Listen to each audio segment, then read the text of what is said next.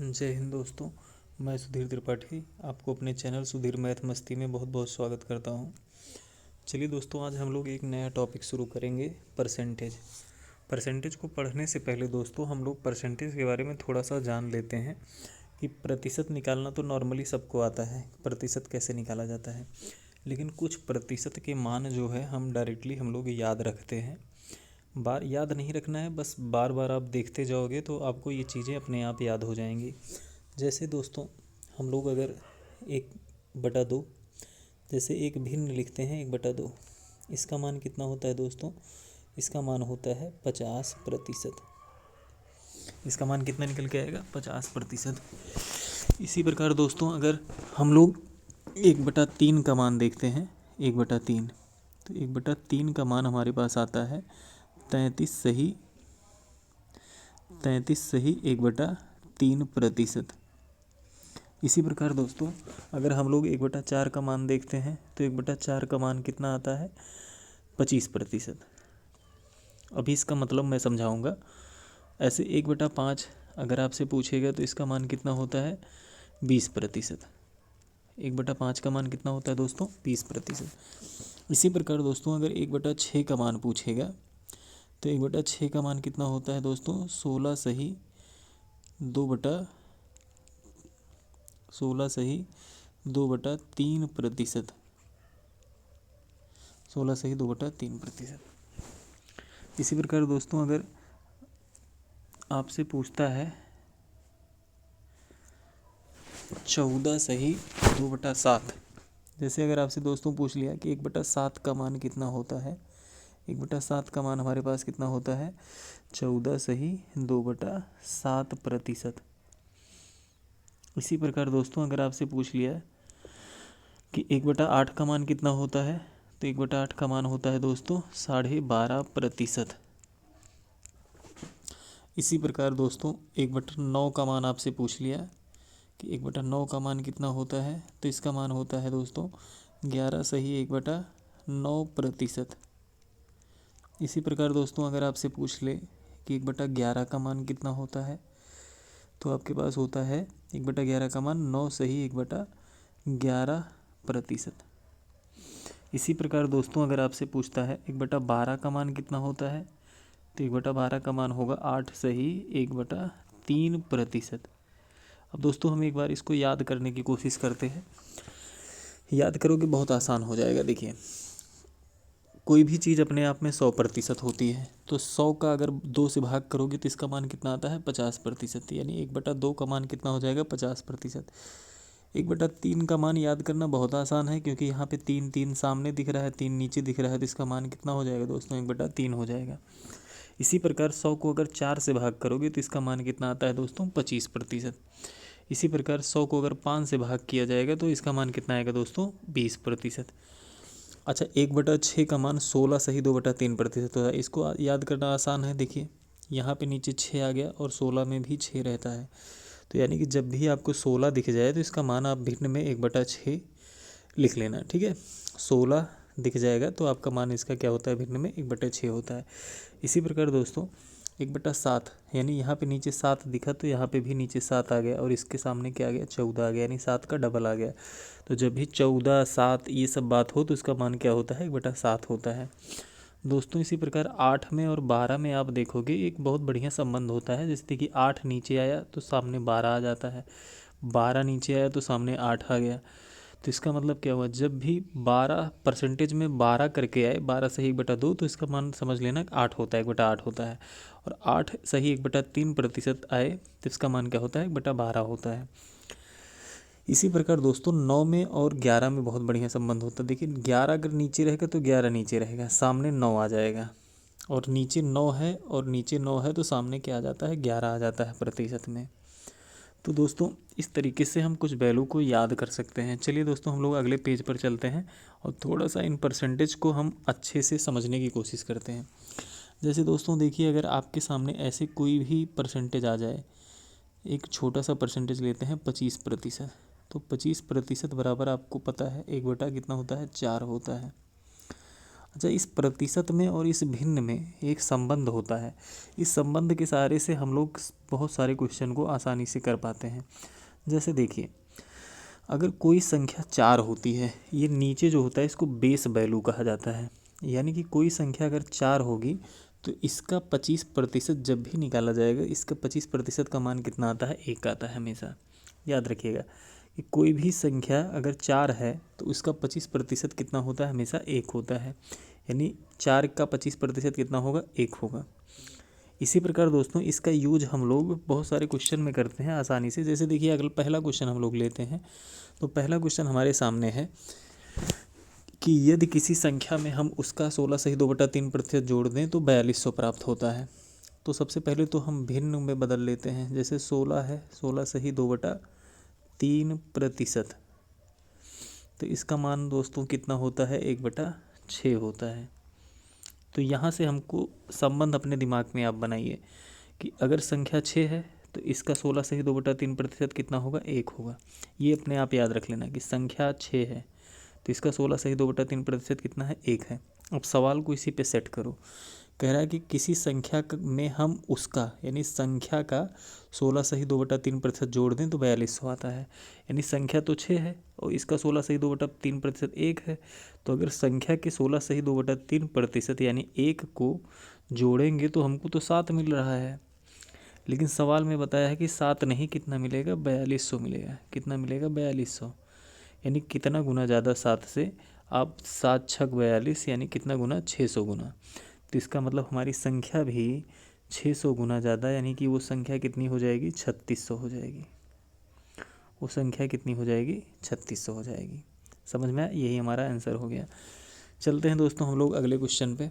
अगला क्वेश्चन है हमारे सामने, आप देखिए, ध्यान से पढ़िए इसको।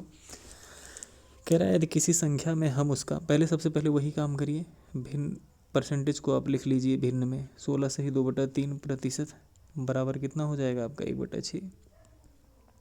1/6। इसका मतलब अगर संख्या 6 है तो इसका 16 सही 2/3% 1 है। अब क्वेश्चन देखो, कह रहा है किसी संख्या, यानी इसकी बात कर रहा है 6 की, यानी संख्या में 16 सही 2/3% जोड़ दें तो यानी कि 1 जोड़ दें तो हमको क्या प्राप्त होगा? 7। लेकिन क्या प्राप्त हो रहा है इसमें? 1421। 7 नहीं, कितना प्राप्त हो रहा है? 1421। कितना गुना ज़्यादा? 7 दूनी 14, और इसके बाद 2 उतारोगे तो 2 जाएगा नहीं 7 से, तो 0 बढ़ जाएगा। 7 त्रिक 21 यानी 203 गुना। तो इसका मतलब हमारी संख्या भी 203 गुना, यानी कितना हो जाएगा? 6 त्रिक 18 और 6 दूनी 12। हमारा आंसर कितना हो जाएगा दोस्तों? 1218। समझ में आया? चलो हम अगले क्वेश्चन पे बढ़ते हैं। इसी प्रकार 5वां नंबर क्वेश्चन है। ये तो क्वेश्चन हो गया है। चलिए हम लोग आगे बढ़ जाते हैं अगले नंबर पे। ये क्वेश्चन देखते हैं। चलिए, सवाल को ध्यान से समझना है आपको दोस्तों कि संख्या दिया गया है सवाल में, या संख्या के में कुछ जोड़कर जो प्राप्त होता है उसको दिया गया है। तो इसको आपको बहुत आराम से पढ़ते हुए चलना है। तो सबसे पहले हम लोग लिख लें परसेंटेज का वैल्यू। 12 सही 1/2%, ये बराबर हमारे पास कितना दिया गया है दोस्तों? 1/8 होता है। इसका मान कितना होता है? 1/8। अभी मैंने आपको याद कराया था कि जब 12 सामने आ जाए तो नीचे 8 आता है। तो देखिए, संख्या हमारी 8 है, इसका 12.5% कितना होता है? 1 होता है। 12.5% कितना हो जाएगा? 1 हो जाएगा।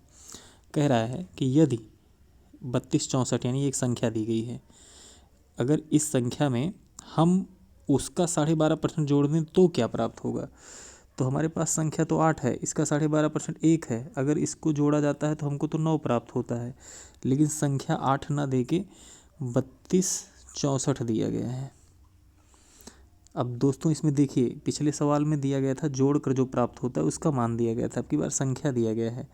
तो 8 से 3264 कितना गुना ज़्यादा है? 8 चौक 32, 0 8 अठाई 64, 408 गुना। तो इसका मतलब हमारा जोड़कर क्या प्राप्त होगा? 408 गुना, यानी 9 8 72 और 9 चौक 36, यानी हमारा आंसर कितना हो जाएगा दोस्तों? 36 और 72 हो जाएगा। समझ में आया? चलिए हम लोग आगे बढ़ते हैं। आगे क्या दिया गया है? अगला सवाल है ये सवाल। देखो, ये सवाल की भाषा अलग है, हम लोग समझेंगे, लेकिन समझने से पहले सबसे पहले हम अपना काम करेंगे। 37 सही 1/2%। इसका मान लिख दीजिए, कितना होता है 3/8। इसका मतलब संख्या 8 है तो इसका 37.5% 3 है। सवाल पढ़ो और सवाल के हिसाब से इसमें सेट कर दो। कह रहा है किसी संख्या, तो संख्या हमारी 8 है, कि 37.5% यानी कि 3 में 550 जोड़ दिया जाए तो वह संख्या स्वयं प्राप्त होती है। जबकि हमको पता है कि संख्या का 37.5% 3 है। अगर 3 से स्वयं हमको 8 यानी वही संख्या प्राप्त करना है, हमको तो 5 जोड़ना है, लेकिन 5 नहीं जोड़ना है। सवाल में दिया गया है 550 जोड़कर संख्या प्राप्त होती है। तो इसका मतलब 5 से 550 कितना गुना ज़्यादा है, 110 गुना। तो हमारी संख्या भी 8 से 110 गुना ज़्यादा दोस्तों कितना हो जाएगी, 880। क्लियर हुआ, हमारा आंसर यही हो जाएगा। सवाल को बहुत ध्यान से पढ़ना, तब क्लियर हुआ आपका। अगला क्वेश्चन चलो देखते हैं, इस प्रकार का भी क्वेश्चन और करवाएंगे। चलिए अगला सवाल है हमारे पास दोस्तों कि एक व्यक्ति अपनी आय का 37.5%, 37.5% का मान दोस्तों कितना होता है, आप नोट कर लीजिए। 37.5% इसका वैल्यू कितना हो जाएगा दोस्तों, 37.5% का 3/8 कितना होता है दोस्तों, याद कर लीजिएगा, 3/8 होता है। कह रहा है कि आय का 37.5% खर्चा करता है। इसका मतलब अगर कोई चीज़ 8 है तो उसका 37.5% 3 होता है। तो सवाल में जहाँ पे का लिखा रहे तो वो हमेशा नीचे होता है आय का, तो आय क्या हो जाएगी, 8 हो जाएगी। 37.5 खर्चा करता है यानी कि 3 खर्चा करता है, तो भाई 8 कमाता है, 8 आय है, 3 खर्चा कर दिया, बचाया कितना, 5। लेकिन सवाल में दिया गया 5 नहीं बचाता है, 75 रुपये बचाता है। कितना गुना ज़्यादा, 15 गुना। तो हमारी संख्या भी दोस्तों 15 गुना ज़्यादा यानी कितनी हो जाएगी, 120 हो जाएगी। यही हमारा आंसर हो गया, 120। ठीक, अच्छा आय है, आय 120 हो गया। 15 मास बचाता है, उसका व्यय प्रति मास, अच्छा व्यय पूछा है दोस्तों, तो अगर आय पूछा होता तो 120 हो जाता, और व्यय पूछा है तो 3 व्यय करता है, तो 3 व्यय नहीं होगा, ये 15 गुना ज़्यादा। इसका आंसर कितना हो जाएगा दोस्तों, 15 तियाँ 45। तो कुल मिला के कुछ भी पूछे तो आप निकाल सकते हो। समझ में आया? फिर से एक बार हम लोग इसको समझ लें। 37.5% बराबर 3/8। आय का 37.5% खर्चा करता है, यानी कमाता 8 है तो 3 खर्चा करता है, तो बचाता कितना है, 5। लेकिन सवाल में दिया गया 5 नहीं बचाता है, कितना बचाता है, 75। कितना गुना ज़्यादा, 15 गुना। तो इसका मतलब कितना कमाता है अगर पूछता तो 8 का 15 गुना 120 हो जाता है। कितना खर्चा करता है तो 3 का 15 गुना यानी 45 हो जाता है। चलिए हम लोग दोस्तों अगले क्वेश्चन पे बढ़ते हैं। अगला क्वेश्चन हमारे पास है ये क्वेश्चन। इस क्वेश्चन को समझो। 12.5% दिया गया है सवाल में। 12.5% ये बराबर कितना होता है, 1/8। 1/8 होता है। अब समझो इसको। कह रहा है कि किसी संख्या के, यानी 8 की बात कर रहा है, 12.5% यानी 1 की बात कर रहा है, में 5600 जोड़ दिया जाए तो संख्या दोबारा प्राप्त होती है। जबकि हमको पता है 1 में दोबारा संख्या यानी 8 को प्राप्त करना है तो हमको क्या जोड़ना पड़ेगा, 7 जोड़ना पड़ेगा। लेकिन 7 नहीं, सवाल में कितना दिया गया है, 5600। कितना गुना ज़्यादा, 7 8 56, 0 0 800 गुना। तो इसका मतलब हमारी संख्या भी 8 न होके 800 गुना ज़्यादा, यानी कितनी हो जाएगी, 6400 हो जाएगी। दोस्तों यही हमारा आंसर हो जाएगा। कितना आंसर हो जाएगा, 6400। चलिए हम लोग दोस्तों अगले क्वेश्चन पे बढ़ते हैं। अगला क्वेश्चन देखिए, बहुत अच्छा क्वेश्चन है, ध्यान से समझिएगा। 337 सही, 337 सही 1/2%। जब भी कभी भी 100 के ऊपर परसेंटेज आए तो उसको 100 में तोड़ देना है। 300 अलग कर दो, 300% अलग कर दीजिए, और 37.5% प्लस का 37.5% अलग कर दीजिए। तो 300% का मतलब होता है 3, और 37.5 का मतलब होता है 3/8, यानी 8 3 24 प्लस 3 यानी कि 27/8। इसका मान कितना हो जाएगा दोस्तों, 27/8। चलो इसको हम पूरा एक साथ लिख लेते हैं। देखिए इसका मान कितना निकल गया, 27/8 निकल के आया था। तो 27/8। अब दोस्तों आप एक चीज़ बताओ, यहाँ से जो चीज़ मैंने अभी तक सीखा हम लोगों ने, कि संख्या 8 है, इसका 337 सही 1/2% कितना होता है? 27 होता है। संख्या हमेशा नीचे वाली होती है, संख्या नीचे 8 है तो इसका इतना परसेंटेज कितना होता है? 27 होता है। अब सवाल को इसी पे सेट करिए।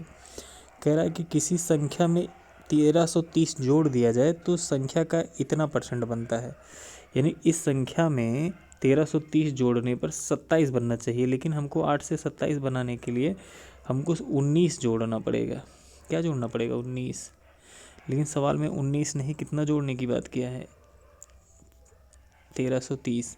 19 से कितना गुना ज़्यादा? 19 सत्ते 133 और 0 70 गुना सॉरी, तो संख्या भी हमारी 70 गुना ज़्यादा, यानी कितना हो जाएगा? 856, यानी कि 560 हो जाएगी। ये हमारा आंसर हो जाएगा। दोस्तों, जिनको थोड़ा सा भी दिक्कत हो रहा होगा समझने में, एक बार वीडियो को थोड़ा स्लो मोड पे इसको देखिएगा, समझ में आ जाएगा। बहुत आसान सवाल है। अगला क्वेश्चन हम लोग देखते हैं। देखिए, 66 सही 2/3%, इसका मतलब कितना होता है दोस्तों? 2/3 होता है, 2/3 होगा। देखिए, व्यक्ति अपनी आय का, फिर यहाँ पे का लग गया ना, देखो आय का, तो आय क्या हो गई? 3 नीचे हो गई। इतना परसेंट खर्चा करता है, यानी कि 2 खर्चा करता है। भाई 3 कमाता है, 2 खर्चा करता है, बचाता है कितना? 1। लेकिन सवाल में दिया गया है 1 नहीं बचाता है, कितना बचाता है? 1200।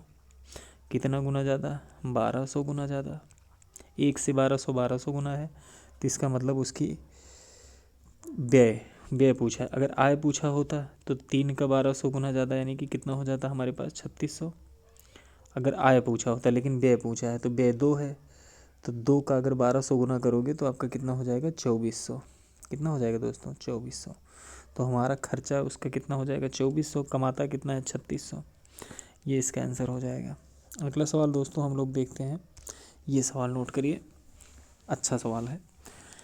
सवाल को हम लोग पढ़ते हैं। इसमें बोला गया रवि सूर्या से 12 साल छोटा है। रवि की आयु उसके और उनके नहीं रहेगा दोस्तों, यहाँ पे उसके कर देना, थोड़ा सा चेंज कर लेना। उसके और सूर्या की आयु के योग का 37.5% है। तो सवाल को हम लोग समझते हैं। 37.5%, 37.5%, इसका मान कितना होता है? 3/8। सवाल को ध्यान से पढ़ोगे तो इसी पे सेट हो जाएगा सारा। कह रहा देखो, रवि की जो आयु है, किसकी आयु? रवि की। रवि की जो आयु है उसके और सूर्या की आयु के योग का, तो का किसके साथ लगा है? उसका और सूर्या का जो उम्र है, रवि का और सूर्या का जो उम्र है, उसके योग का 37.5% है। तो यानी कि रवि और सूर्या की उम्र का योग क्या है? 8 है, क्योंकि इसी के साथ का लगा हुआ है कि रवि की आयु उसके और सूर्या, यानी उसके और सूर्या की आयु के योग का 37.5 है। तो अगर उनका योग 8 है तो इसका 37.5% कितना होता है? 3। यानी रवि की उम्र कितनी है? 37.5% उसका, यानी रवि की उम्र कितना है? 3 है। अगर रवि की उम्र हम लोग 3 साल मान लें, और रवि और सूर्या इन दोनों की मिला के कितना है? रवि और सूर्या की इन दोनों की मिला के कितना है? 8 है। समझ में आया?